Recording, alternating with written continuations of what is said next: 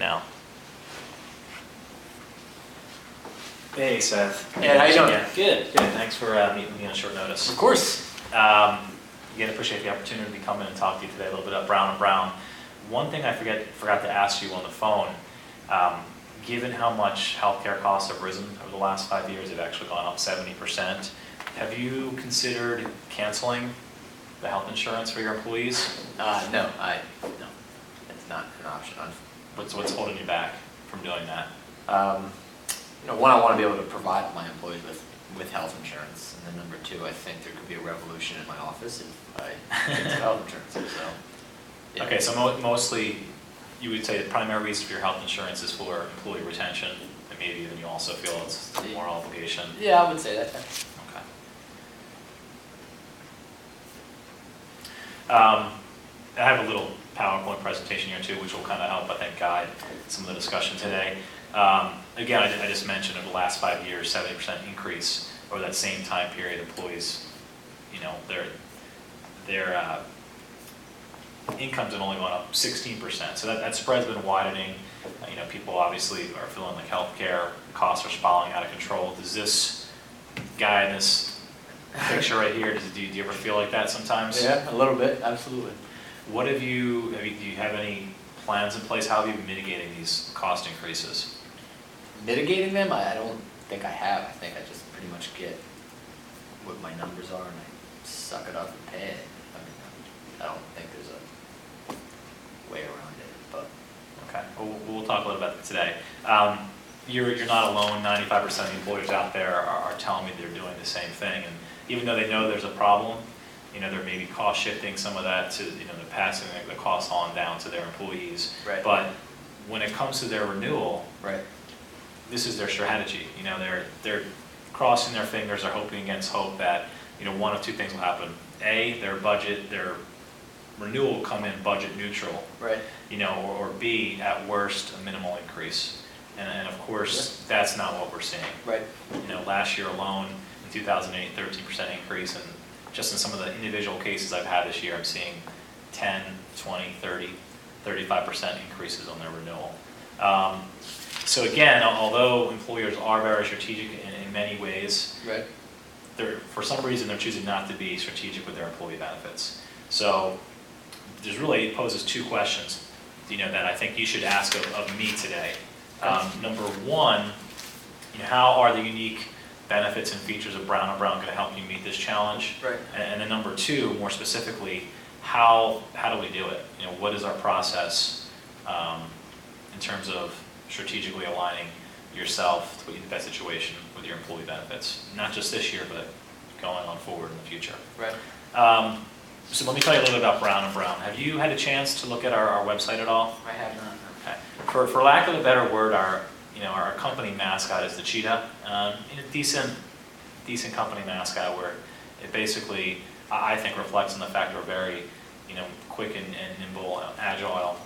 We're able to respond to the insurance environment at a quick pace.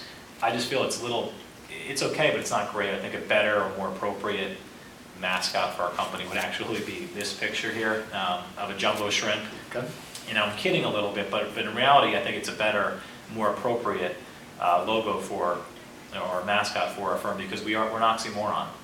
We really are the jumbo shrimp of the insurance industry.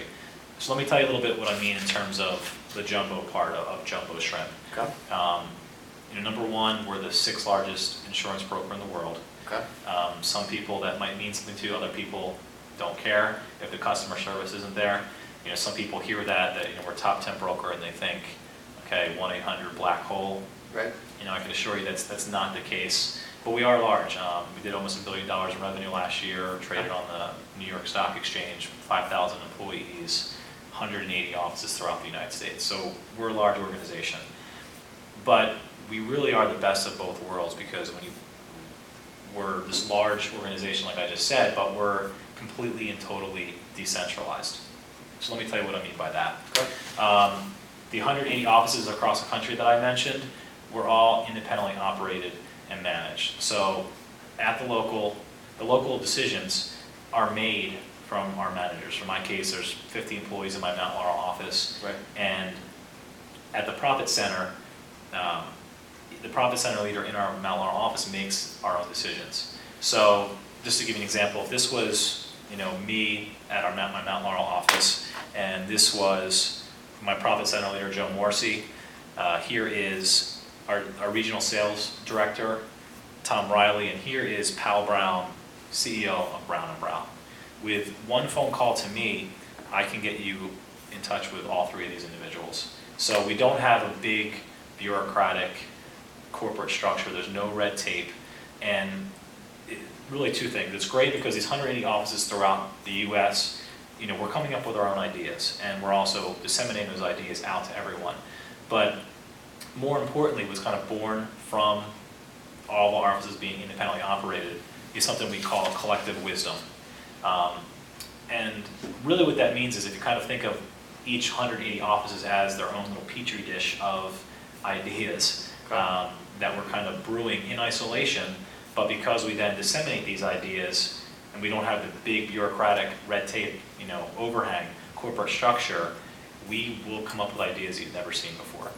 So in this slide, the idea, and again, it feeds right into collective wisdom, 2 heads are better than 1, 3 heads are better than 2, so on and so forth. This is really why I personally came to Brown & Brown. I was at a smaller shop, similar to the broker you're currently with, but I wanted a larger organization with all that backbone and structure and resources capability, but still operating like a local, smaller firm. So it's the best of both worlds here. So with that being said, really how, in my opinion, do I think taking a long-term approach to your benefits at Brown & Brown, how do we do it? Okay. What is our process? Yeah. And it really is this last slide right here. It's a 4-step process, and the first obviously is somewhat we're taking today. We're having a quick overview of Brown & Brown, but documentation, procurement, and review. I'm going to get your policies.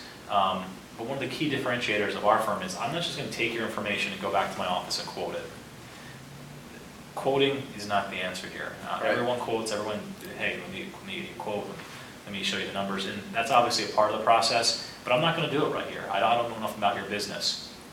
The second step in the process, hopefully we can do it sometime next week, or if you're busy next week, we'll do it the following week. Really understanding your situation. I'm going to come back, ask you a question for about an hour or two. Most brokers skip over this step, but I don't know your business yet, and I'm obviously telling you about Brown & Brown today. I really want to dive deeper, talk to you, your other HR, your head of your HR department, and really seek to understand your firm. Okay. Does that make sense? Absolutely. The third step, we're going to take that information back to my office, and I'm going to identify your needs and your specific opportunity analysis. Okay. So it's just not me working in isolation. I'm not even quoting yet. I'm going to look at your compliance needs, your broker expectations, obviously your plan design, and the goal of looking at reducing your costs, not just this year, because I want to put a Band-Aid on a problem, but looking out 5 years. Okay. And then the final step is a final presentation where I come back and I present you with my ideas. Okay. And I'm so confident that my firm will show you some ideas you've never seen before. And if you agree that, yes, it makes sense to move forward with our firm, it'll be at this last step that you're going to name me as your broker. Okay. Do you have any questions about the process? No, I understand it, and looking forward to what you might be able to come up with. Okay. All right, well, great. We'll set up a time next week if you have some, and we'll take that second step of the process. Sounds good. All right. Thanks, Seth. Thanks a lot, Ed. Take care. Take care.